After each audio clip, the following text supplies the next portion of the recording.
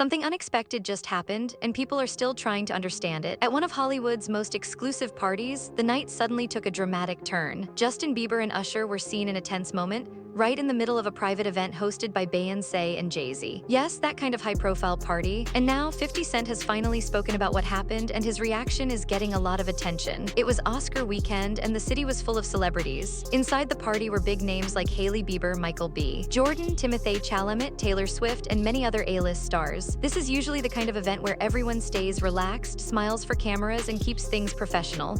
But this time, the calm atmosphere didn't last long. Suddenly, the mood shifted and everything changed. This one is blowing my mind. Justin Bieber and Usher reportedly got into a fight at an Oscars after party. Multiple people told TMZ that this fight turned into a physical fist fight. Then a source that's close to Justin Bieber told TMZ that nothing physical broke out, but Usher walked up to Justin Bieber at this Oscar after party and was very heated and angry. And then things just escalated where they were both yelling at each other. I wish I could have just been a fly on the wall, because sources are also telling TMZ that Justin Bieber just wants to erase everybody from his past. This part really isn't surprising, because in 2025, when Justin Bieber was dealing with all of those things and unfollowing Scooter Braun and all of this, he also unfollowed Usher. We all know Usher and Scooter Braun are the ones that signed a very young Justin Bieber. I'm not gonna lie, I can't help but think back when all of this was happening in early 2025, when a lot of us thought that Justin Bieber was very much struggling mentally, and we saw him removing himself from everybody in his past. The only thing that was ever really reported is that Justin Bieber might have had some money that came up missing over a period of time, and he finally realized it. The reason why I found those reports so interesting is the fact that at the same time he was deleting Usher, Scooter Braun, and everybody from his life when he was younger, he also fired his business manager, Lou Taylor of TriStar. Yeah, the Lou Taylor that was managing Britney Spears when she was put into her conservatorship. And yes, TriStar, her business, who was also named in the Diddy trial as allegedly paying some of the male workers. Honestly, this is some tea that I want to figure out what was the reason for this heated argument that almost allegedly turned into a fist fight. After everything settled, Justin didn't stay long. Reports say he quickly grabbed Hailey and headed out. No conversations, no explanations, no staying to smooth things over, just a quiet exit. That alone made it clear that something serious had happened. Later, Justin's team responded. They confirmed there was no physical fight, but they didn't deny the argument either. They also didn't deny the tension in the rooms or the fact that Usher arrived upset. That left many people wondering what really caused it. Over the past year, Justin has quietly started distancing himself from several people. He unfollowed Scooter Braun, stepped back from his longtime circle, and even unfollowed Usher. That surprised a lot of fans, especially because Usher has always believed he played a major role in Justin's success. He helped introduce Justin to the industry, connected him with the right people, and opened important doors. From Usher's point of view, Justin's career might not have taken off the same way without that early support, but from Justin's side, things appear different. Now the conversation isn't just about what happened at the party anymore. People are looking back all the way to when Justin was still very young. One name that keeps coming up is L.A. Reid. In his memoir, he described the first time Usher brought a 14-year-old Justin into his office. The way he described Justin caught many readers off guard. It wasn't just about his talent. It was the wording itself that made some people uncomfortable, leaving them wondering why a teenager was described in that particular way. You guys know that when Justin Bieber signed his first big record deal, that the record label executive, L.A. Reid, described him as a gift from Usher, but hold on, he said much worse. Quote, "This kid was beautiful, like a woman can be beautiful and men rarely are, and he turned it on as soon as he stepped into the room." L.A. Reid recalled how Usher brought Justin Bieber to him in October 2008, saying he had something he wanted to bring him. Around 4 p.m. that day, Usher arrived in the office with an adorable 14-year-old boy, a boy that L.A. Reid was so excited to corrupt. 14-year-old Justin Bieber walks into my office as a gift from Usher that, hey, I'm coming to your office at 3 o'clock. I have a very special gift for you. That day, we made a deal to sign Justin Bieber. Keep in mind, L.A. Reid is the one who sent Usher to Diddy's Flava camp, the same camp that Usher said he would never send his children, but willingly sent Justin Bieber. L.A. Reid wrote in his memoir that Justin had a beautiful face, trendy hair, and natural charisma. L.A. Reid himself discovered Usher, and they would often exchange gifts, so I guess like pop stars to each other. Keep in mind that L.A. Reid has been accused of crimes similar to Diddy, S.A., and her.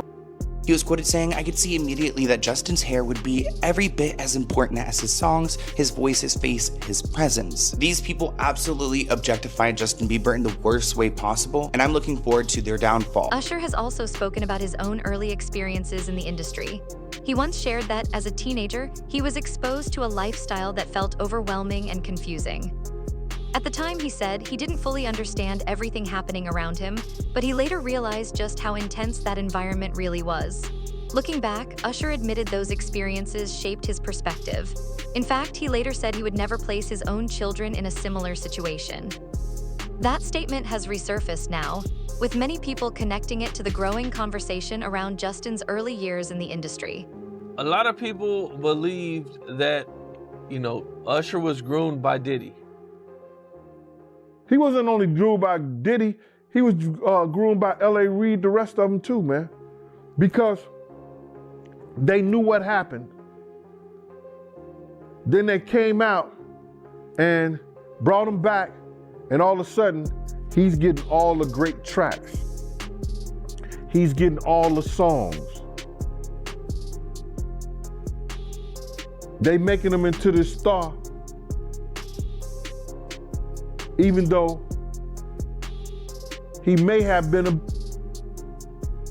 They seem to be pretty good friends. Well, they probably is. I mean, they did a lot of work together, man, throughout their whole career. Puff was... Bruh.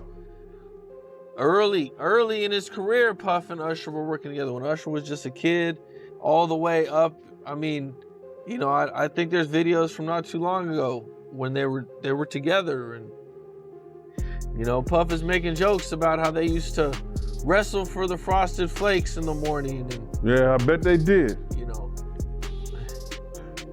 Somebody frosted somebody frosted somebody flakes.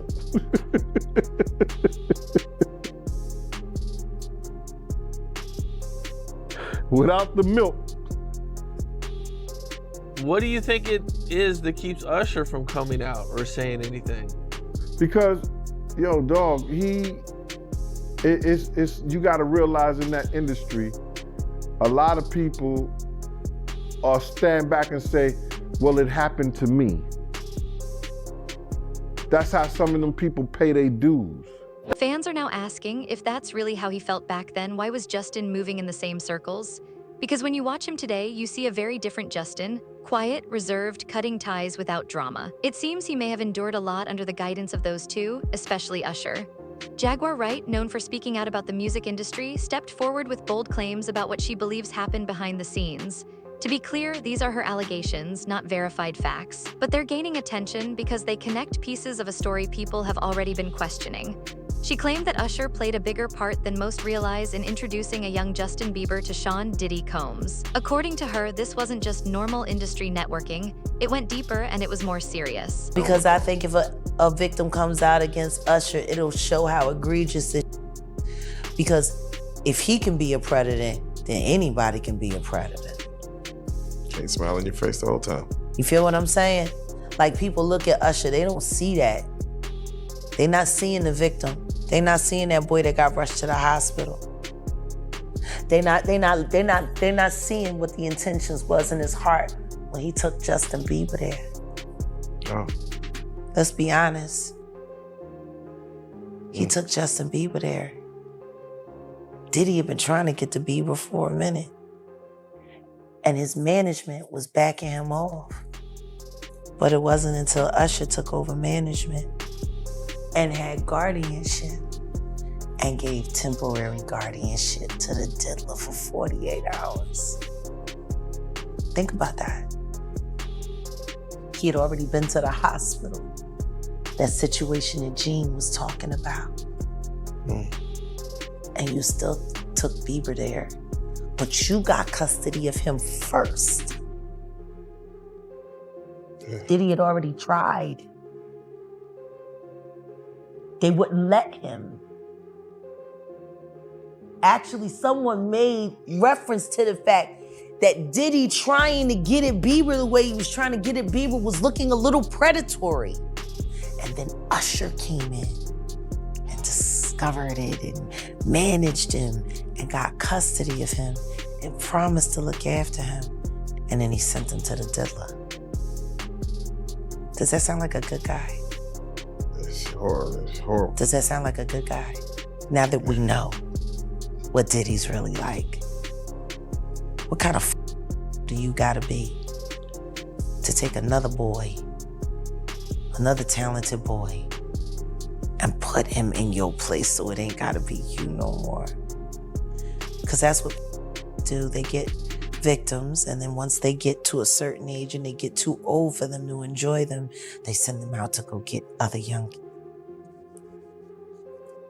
Now, if Usher is a procurer, and if Usher knew what was gonna happen to any of those young children that he took to the Flavor Freak-Off, is he a good guy?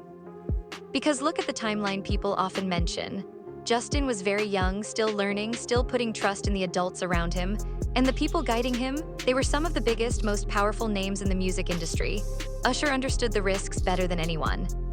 Yet it seems he only kept that cycle going. Look at Usher. What Usher say? I seen some things I shouldn't have been seeing at that age. What does that tell you? That he's seen some things, he was around some things when he was young that he shouldn't have been at a Diddy party. So that's going to show you that there's certain things that are happening that's going on that here it is, this kid was saying he shouldn't even seen it and been around it himself. At that age, you don't question, you just follow, you trust. And that's exactly why fans are now looking back and asking tougher questions. Not only about what happened, but about who put him in those situations to begin with. It could also explain something else everyone's talking about. Why Justin turned down major opportunities tied to his past, even moments that should have been career highlights like performing on stage again with Usher. Most artists would jump at the chance, but Justin didn't, and it seems he's had a long-standing issue with Usher. You get career, do you know Raymond Usher IV? No. Do you know an individual, an entertainer by the name of Usher? Yeah, Usher, that sounds familiar.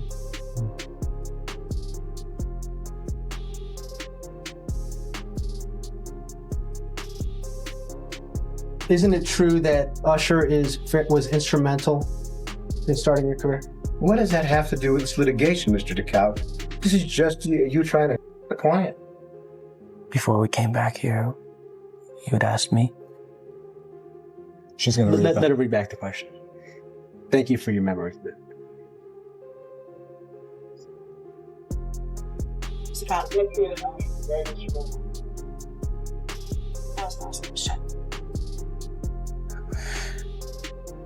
I was found on YouTube. I think that I was detrimental to my own career. I'm sorry, I can't hear you at all. I'm sitting right next to you. He said, I think I was instrumental in my own career. Let me hear back from the court reporter.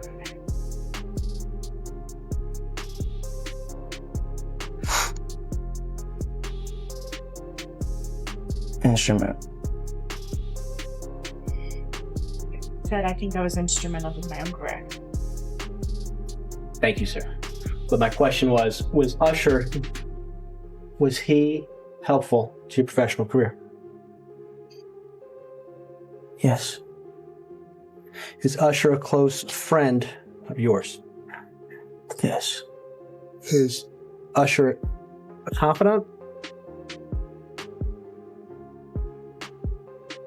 I guess, yes. Has Usher given you career advice?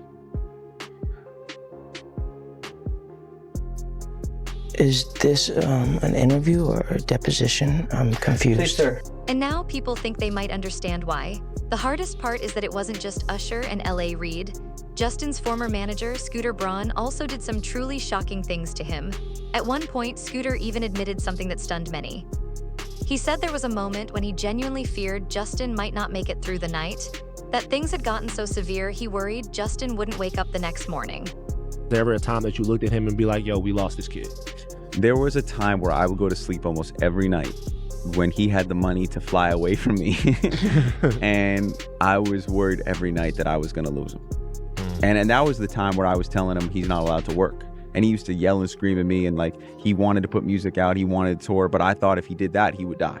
Right. So I just refused. Like, we weren't making any money. It wasn't like I was trying to take advantage. Like, I didn't want him to work because I wanted him to get healthy. So when you say lose him, you thought? I thought he was going to die. I thought he was going to go to sleep one night and have so much in his system that he would not wake up the next morning. And I was trying to monitor him from a distance. I would fly after him at times, like all kinds of different stuff. And there's a lot of times where people give me credit for him changing, or people on my team. And I don't think any of us deserve the credit. I think that he made a conscious choice for himself to change. That shows just how serious things were behind the scenes. But not long after, Scooter said something else that made people take notice. He admitted that he had used manipulation to control Justin. Tell me I'm old. As a young man, if I don't allow him to make mistakes, he'll never learn. So I think my job is less about stopping him now and more about when he does fall, I got to be there to help him get back up. When it comes to what's happened to him the last 9 months, it took its toll because I had to remind myself what was real and what wasn't. Because I think at one point the media started spinning so much that you can't address everything. And I had to kind of remind myself of what is reality and what is being blown up out of proportion. I get a lot of heat because I stand up for Justin. I'm Team Bieber. I've said it a million times on the show. But his fans want to honestly know from someone who knows him very well, is Justin in a good place right now? He's figuring out who he wants to be. I think there's nothing wrong with that. I think that every 19-year-old is in that place where they're trying to figure out in life where they're going, where they want to be, what they want to represent, and that's a struggle. The answer is yes, as far as he's a good natural place. Is he in a good place as far as, is he, happy all the time and is everything easy? No, absolutely not. But, with that adversity is going to come, it's going to blossom into manhood. How much of the negative press is deserved, Scooter? Look, I think 90% of it is not deserved, but it's our culture. I think that there are times where, being a teenager, he will be frustrated with the lies about himself, and then he will actually act out and give them more ammo. Great Wall of China is a perfect example. He spent 2.5 hours walking on the Great Wall of China, visiting stuff, shooting stuff, hanging out with friends, taking in the sights. He tried to make it sound like it was all for Justin's own good, like he was looking out for him. But think about that for a second. And Justin wasn't the only one affected. Around the same time, Taylor Swift spoke out about her own experiences with Scooter. When he acquired the label that owned her early music, she said she felt controlled, like decisions about her work were being made without her input. She even called it ongoing manipulation and said she never wanted to be tied to him in the first place. Knew he would sell my music. I knew he would do that. I couldn't believe who he sold it to, because we've had endless conversations about Scooter Braun, and he has 300 million reasons to conveniently forget those conversations. Now, could you re-record? Oh, yeah. Might you do that? Oh, yeah. That's a plan? Yeah, absolutely. That wasn't a small accusation, and Scooter's response made things all the more suspect. When I bought Big Machine, I thought I was going to work with all the artists on Big Machine. I thought it was going to be like an exciting thing. I knew that Taylor, she and I had only met 3 times, I think in my life, 3 or 4 times.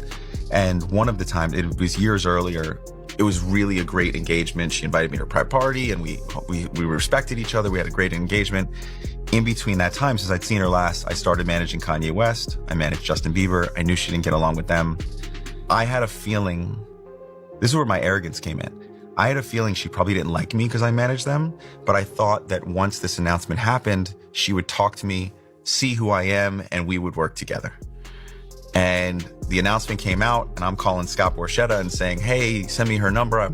I just talked to Thomas Rhett, and he's excited. And I just talked to, this person, and they're excited. And I'm calling, Florida Georgia line next. And and then this Tumblr comes out and it says all this stuff. And I was just like shocked. And she wasn't alone. Podrick Hall, who once worked with Scooter, also spoke up. He said he felt ignored, threatened, and exploited while under that management. Some defended Scooter, but a pattern was starting to emerge.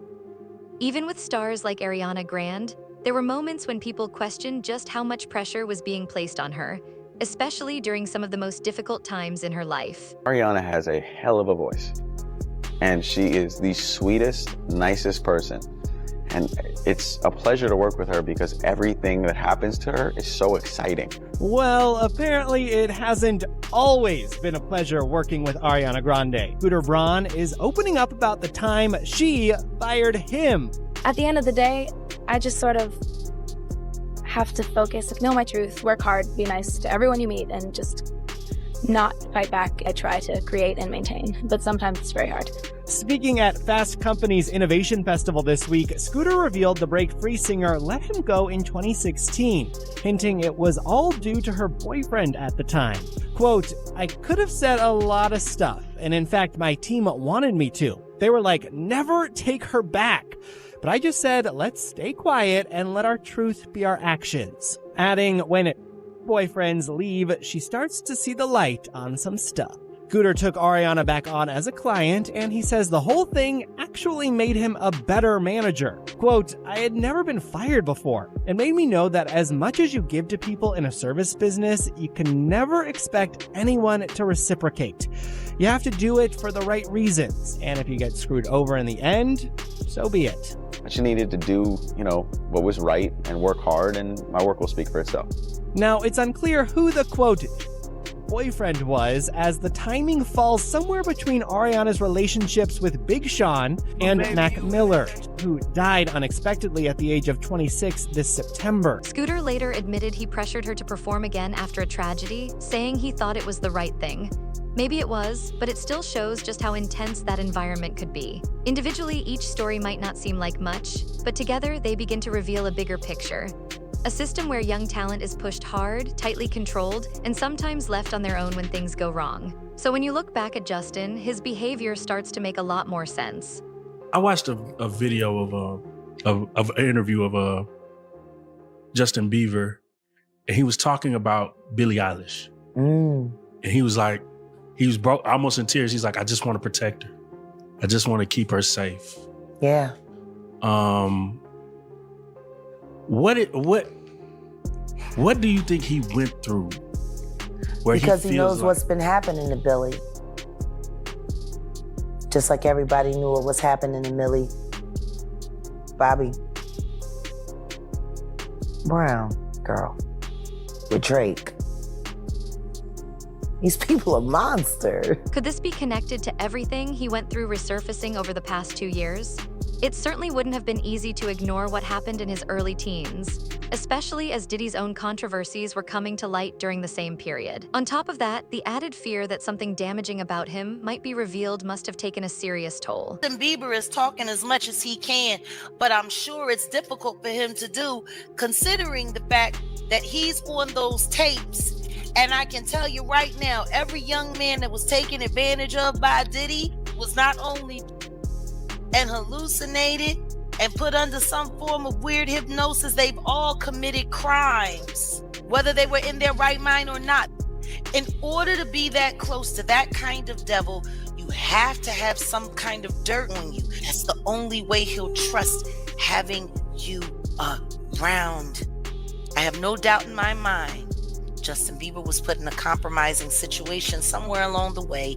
There is footage of it that will make him look like a monster, just like Usher. He was there to see all of that harm and know that nobody was going to come to help. And while all of this is happening, there's another development quietly adding even more tension to the story. The timeline around Sean Diddy Combs is shifting. Reports say his expected prison release has been moved up. Instead of June, he's now set to be released in April 2028. On paper, it's a small change, but in a story like this, timing is everything.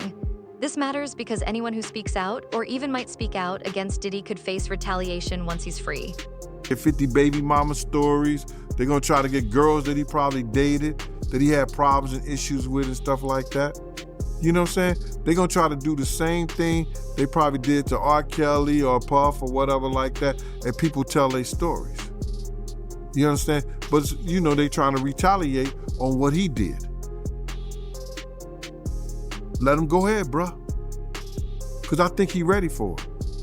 You don't do this, and you don't do the stuff that he did, or sign on to the stuff that he did with Puff, unless you got your. Don't throw no stone if you live in a glass house. Don't throw no stone if you live in a glass house. I believe 50 ready for it, if they come at him any kind of way. What do you think will happen to Justin once Diddy is released from prison? Share your thoughts in the comments below.